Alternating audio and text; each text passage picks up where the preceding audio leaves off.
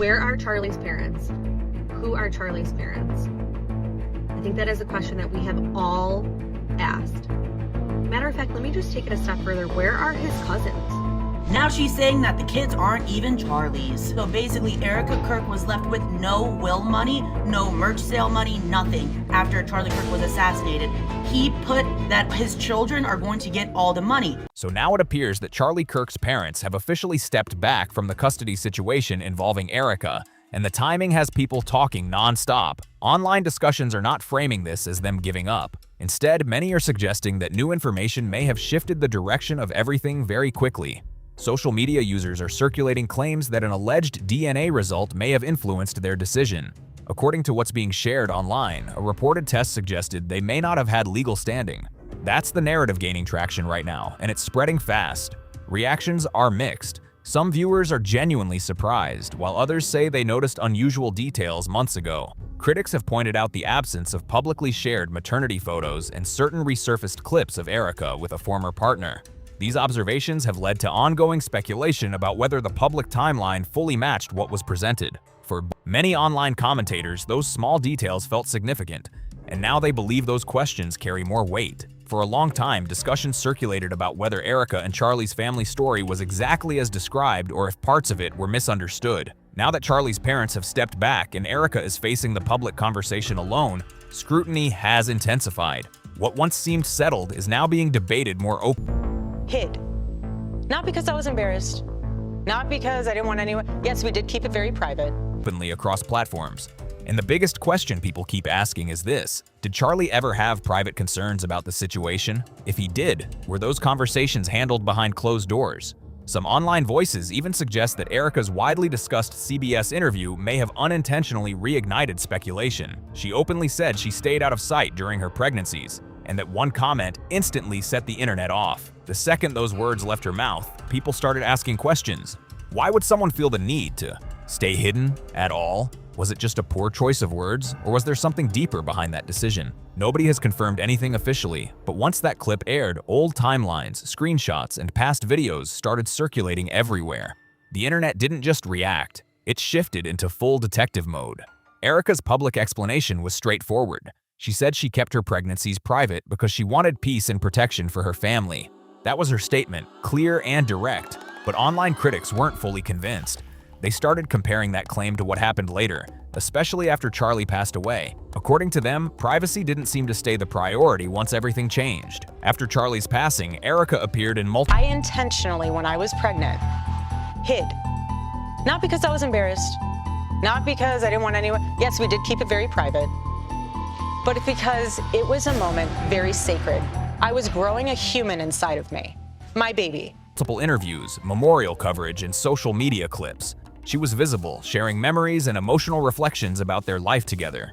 Critics pointed to moments at the memorial where she posed for photos and spoke openly about personal experiences. She also shared a video of herself and her daughter going through toys sent by supporters after Charlie's passing. Supporters say that was part of grieving publicly and honoring him. Others question whether the shift from privacy to visibility happened too quickly. That contrast is what continues fueling debate online, and people are still dissecting every detail. Since that moment, many viewers say she hasn't really stepped away from public attention at all. So that is why and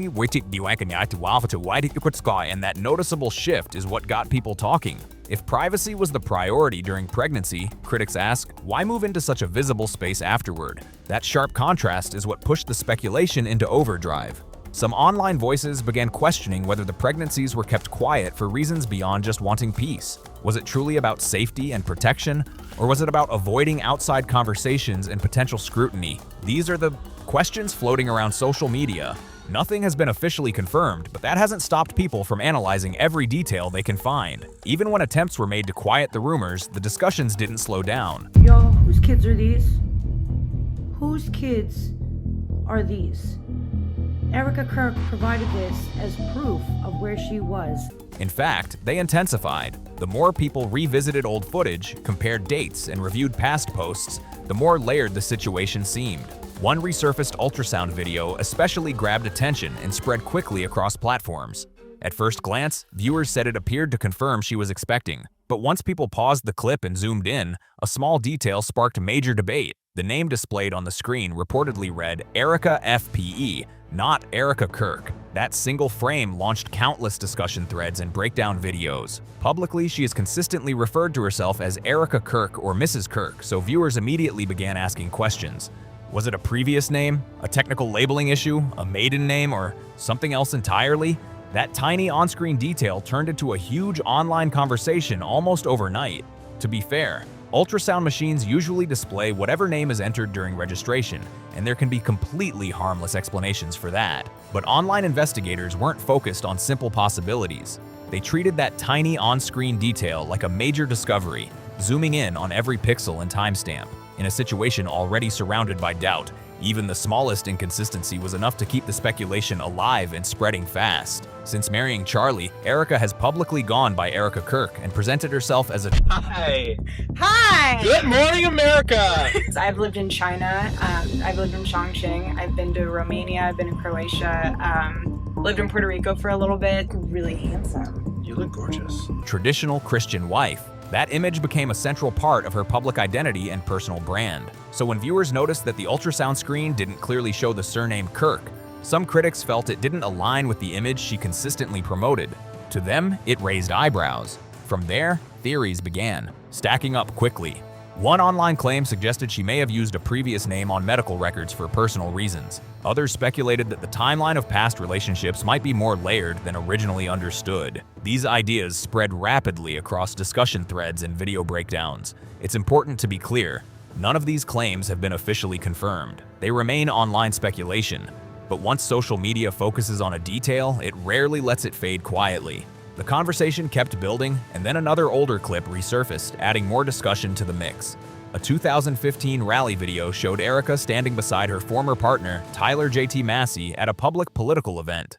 That footage quickly became part of the broader timeline debate, with viewers analyzing dates and appearances to see how everything fit together. What really caught people's attention wasn't just that Erica and her former partner were standing together in that rally clip. It was the presence of a young child standing between them that sparked immediate conversation. Viewers I will never forget the time I was in Israel with my husband. Well, that was the second time, but the first time with my mother on a pilgrimage. And I was standing in the ticket line. And I remember looking behind me, and in the snake of the ticket line was a guy who looked very familiar. I had no idea who he was. And I told my mom, this guy looks so familiar. And as a typical mother, she said, go and say hi. No, we were late for our flight, and I'm not going to come off like a crazy person. That's just weird. That ended up being Charlie. Nothing is by coincidence. Now, did we know that no, not until we were like 3 months into our relationship and looking at times. quickly began analyzing their body language, saying it looked natural and familiar. Some described the vibe as family energy, though that's purely personal interpretation based on a short moment of footage. Still, that single clip pushed many online to wonder whether Erica may have had a previous family chapter that wasn't widely discussed before her marriage to Charlie. To be clear, that's speculation.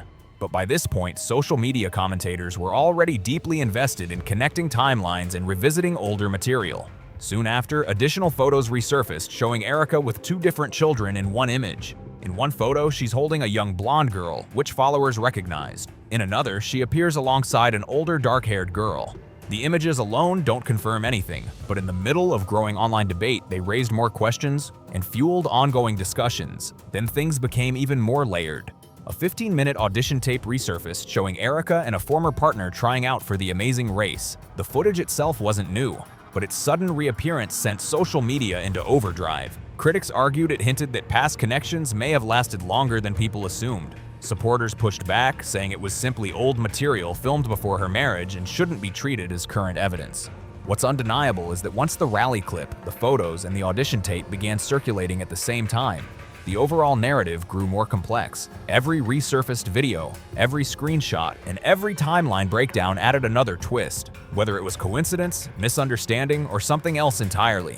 In the audition footage, Erica and her former partner appear playful and very comfortable with each other, exchanging flirty jokes and lighthearted energy. That dynamic became yet another talking point in an online conversation that just keeps expanding. The energy between them didn't come across like 2 people randomly crossing paths again.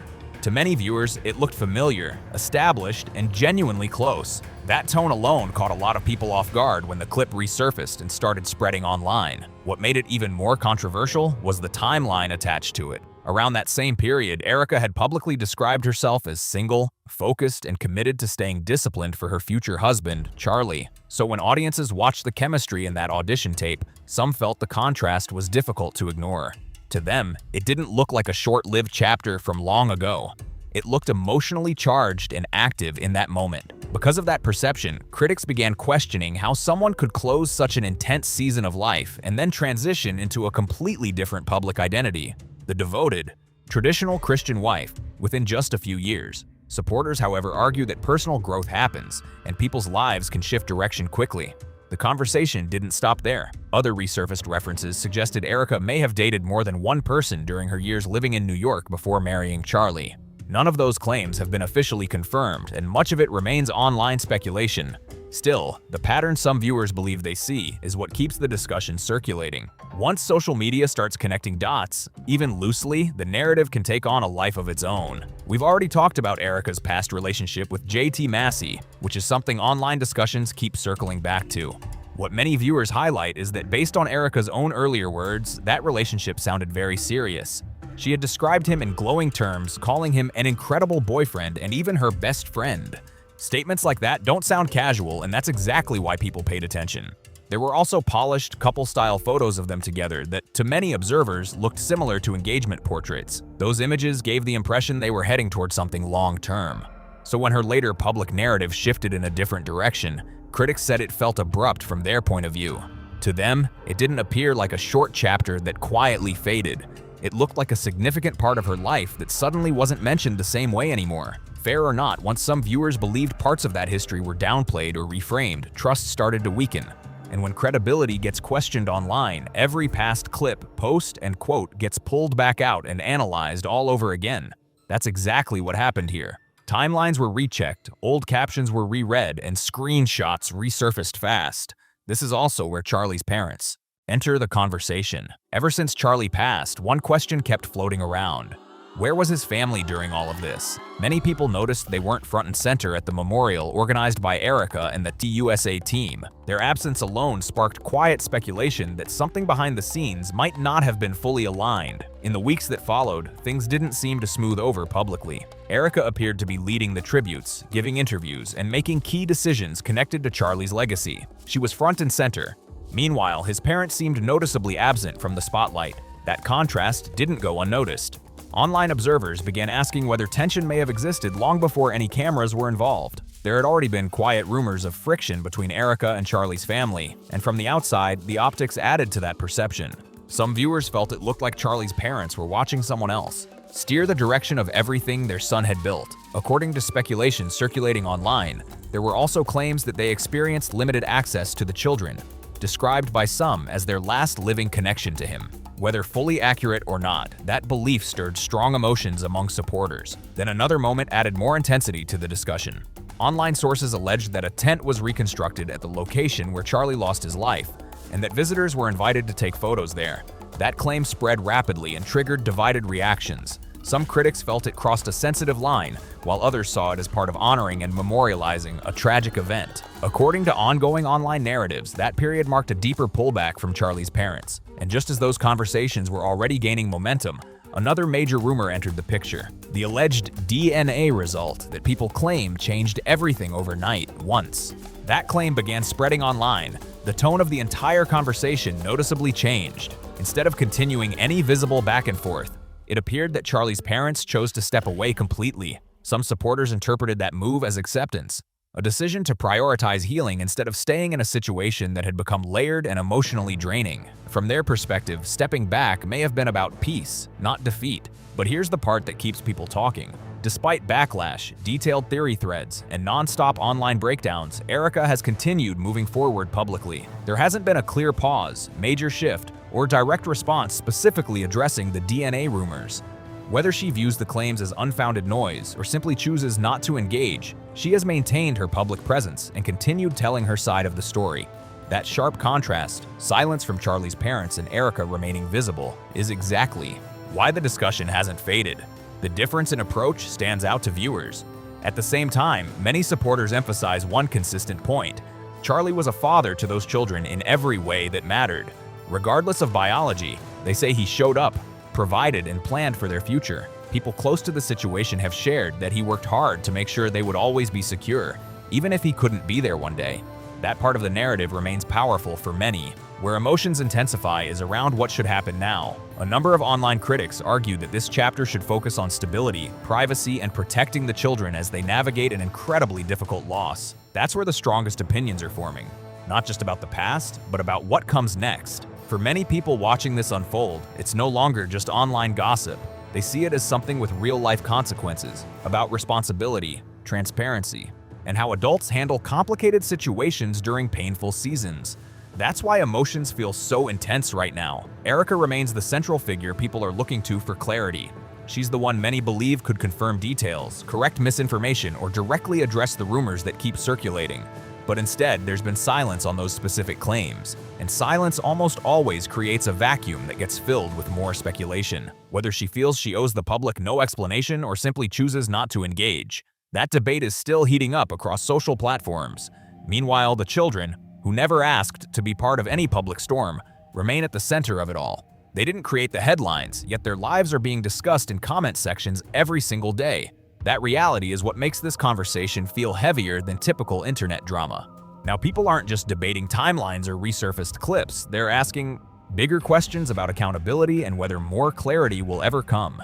And if Charlie's parents ever decide to speak publicly in detail, that alone could shift the entire narrative overnight. So what do you think is really happening behind the scenes? Drop your thoughts in the comments below. Don't forget to like this video, subscribe to the channel, and share it with someone else following the story.